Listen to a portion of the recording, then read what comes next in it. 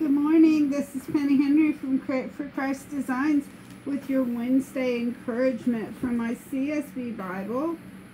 CSB Bible. We are continuing with the Friendship on Purpose plan, and today is Eternal Perspective. And our verse is Ecclesiastes 11, but I'm going to read the chapter of Ecclesiastes. And because the title is Invest in Life, so it drew me in. Send your bread on the surface of the water, for after many days you may find it. Give a portion to 7 or even to 8, for you don't know what disaster may happen on earth. If the clouds are full, they will pour out rain on the earth, whether a tree falls to the south or to the north. The place where the tree falls, there it will lie. One who watches the wind will not sow, and the one who looks at the clouds will not reap. Just as you don't know the path of the wind, or how bones develop in the womb of a pregnant woman, so also you don't know the work of God who makes everything. In the morning sow your seed, and at the evening do not let your hands rest, because you don't know which will succeed, whether one or the other, or if both of them will be equally good. Light is sweet, and it is pleasing for the eyes to see the sun. Indeed, if someone lives many years, let him rejoice in them all, and let him remember the days of darkness, since they will be many. All that comes is futile. Rejoice, young person, while you are young, and let your heart be glad in the days of your youth. And walk in the ways of your heart and in the desires of your eyes. But know that for all of these things God will bring you to judgment. Remove sorrow from your heart and put away pain from your flesh, because youth and the prime of life are fleeting. Boy, am I figuring that out. Ever since I turned 50, it's like, I never was sick, and now I have fibromyalgia, so I'm sick a lot. But God still blesses me, and I'm still blessed, and I just adore Him, and that makes me blessed. Someone commented on that mark on the wall that it disturbs them or whatever. In fact, I think it was my daughter-in-law. But it's where my son's basic training picture fell, and I haven't been able to fix it. Anyway, so that's why it's there. And like I said, our verse is Ecclesiastes 11:10, and that's remove sorrow from your heart and put away pain from your flesh, because youth and the prime of life are fleeting. And today we're talking about eternal perspective. It's Tuesday morning. The alarm goes off at 6:30 a.m. and I roll out of bed. Right. Okay.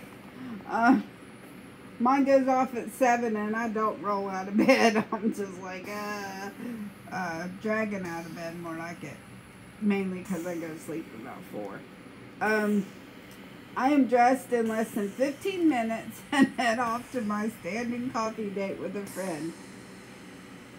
She is 10 years ahead of me in life and has mentored me through one of my darkest times. She led me to explore the unhealthy areas that have become idols, such as a drive for performance and a people-pleasing mindset. Together we peeled back the patterns that created tension between the real me and whom I had become because of my choices that caused a discontented distance between God and me. Have you ever felt that distance? So often, it is in the darkest moments of life when silence will permeate the very walls that have kept us busy or distracted, only to encounter a loving, grace-filled God who understands and knows our pain. The temporal world that elevates material goods, popularity, accomplishment, and individualism collides with the eternal world. It is in this struggle that we cry, scream, and get real, so that we can balance the sorrow of our false self with the passion and purpose of our true self. Our life is fleeting. It is gone in the blink of an eye. We put our hopes and dreams in so many meaningless things. But with Jesus, we have a window to the eternal perspective so that we can live confidently in the present moments, even when they are hard. Then we can come alongside others out of our humanity. God exchanges the temporal perspective for the eternal. Lost to found. Worthless to worthy. Fear to courage. That's mine. Pride to humility. Sorrow to joy. Pain to healing. Death to life. His power, presence, and timeless love are infused from our first breath to the last, through our victories and defeats, so that a life of significance and meaning in Him will be what we are known for. And that's what I want to be known for. My mentor has, with wisdom and perspective, always pointed me back to my relationship with God. She has empathy and compassion because she too has experienced struggles. She understands the human condition and helps to broaden my view from temporal to eternal, from false to true self. She helps to close the gap of distance between God and me. And that was by Debbie Eaton. I just really like this, especially because this morning in my prayers, I was actually thinking about this, and even yesterday in my session with in my therapy session, talking to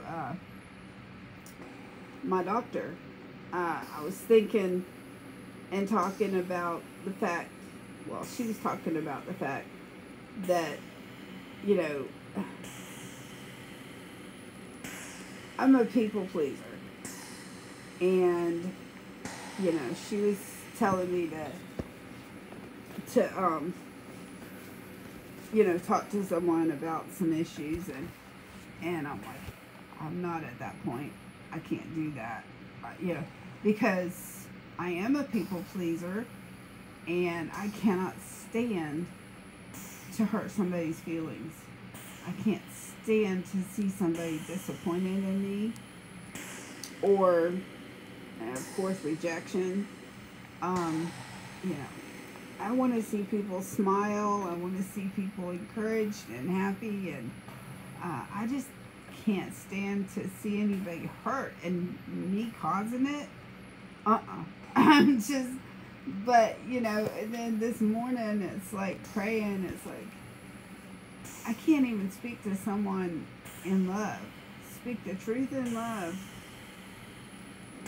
because of fear of rejection, because I'm a people pleaser. And God wants us to be a God pleaser, not a people pleaser.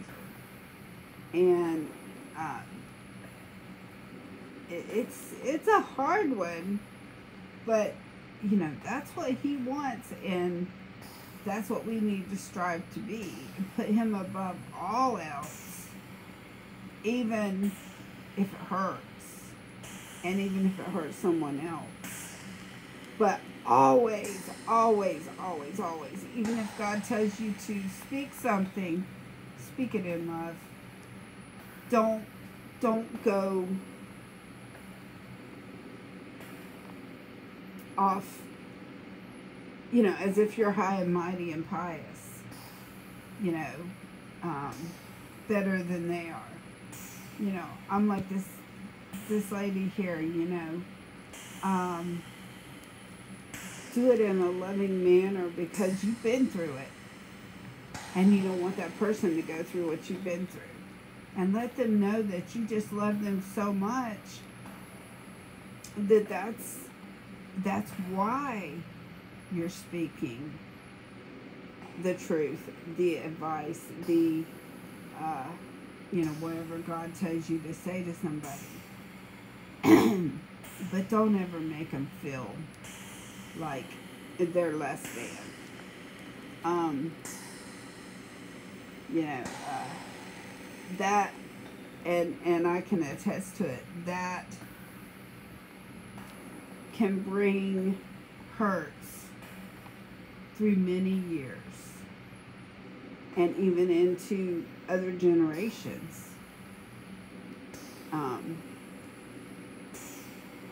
Because it hurts to hear somebody being so discouraging and hateful, and even if they're trying to do it in love, but they of course what I'm talking about that I went through was not in love, but it's just do what God says, but do it in a loving manner. Don't try to act like you're better than they are. That's just something that just really bothers me. And that's what I don't want to ever portray, is that I am better than someone else, because I'm far from it. My therapist was trying to call me an angel yesterday, and I'm like, I am far from it. Not even close. And, I've gone through a bit, but, I'm not an angel. I'm not any better than anybody else.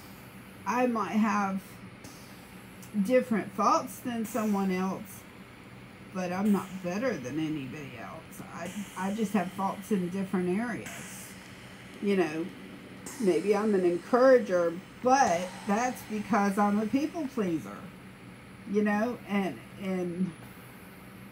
I don't know. God gave me the gift of encouragement, and therefore, it's all His. But yet, and I'll never say anything that I don't want to be an encourager, because I do. But I also want to be. I don't want to be a people pleaser in that I'm afraid to talk to people about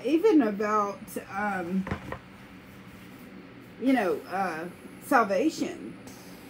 I just have, like I said, and it's a big sin, I think, that I have such a fear of speaking to other people for fear of rejection that I don't even tell people about God like I should. Sometimes He brings it, He brings the words to my mouth. Because, like, I've been, at Walmart or something, and, somebody will be, for some reason, hurting, and I don't, they speak to me. And at that point, I can. But I think the only reason I can, this hair is bothering me. Got it. The only reason I can is because God put those words there. And I can tell people what He has done for me, because He is such a good God. And He has blessed me so much. That's not me at all. That is God blessing me through the things I have gone through. He has still brought such blessing. You know, my anxiety attacks, which I would say were the worst 2 years of my life, have given me so many openings to witness to people, because so many people are going through these things. I mean, I am amazed how many people go through anxiety attacks. And because I went through them, got through them, I mean, I still have them once in a while, but I can pray through them now pretty much. But because I have that experience, I can encourage and help somebody else through their anxiety attacks. And even with my back surgeries, you know, I can help other people. They're like, why do I have to fight through this? And I'm like, well, maybe it's because God wants to use you later down the road. Because I've been through it and I can help them. And it's all God, 100%. No matter what we go through, He blesses us. And that's what counts. All right. I know I got off base on that, but like I said, you know, sometimes He gives me stuff to say. All right. I don't know. Maybe I helped somebody today. I hope so. Anyhow, I hope you guys give me a thumbs up. Thumbs up. Subscribe to my channel and push that little button to be notified when I do another video for you. And I will be back Friday with a flip through for you guys. Okay? All right. I love you guys. Bye.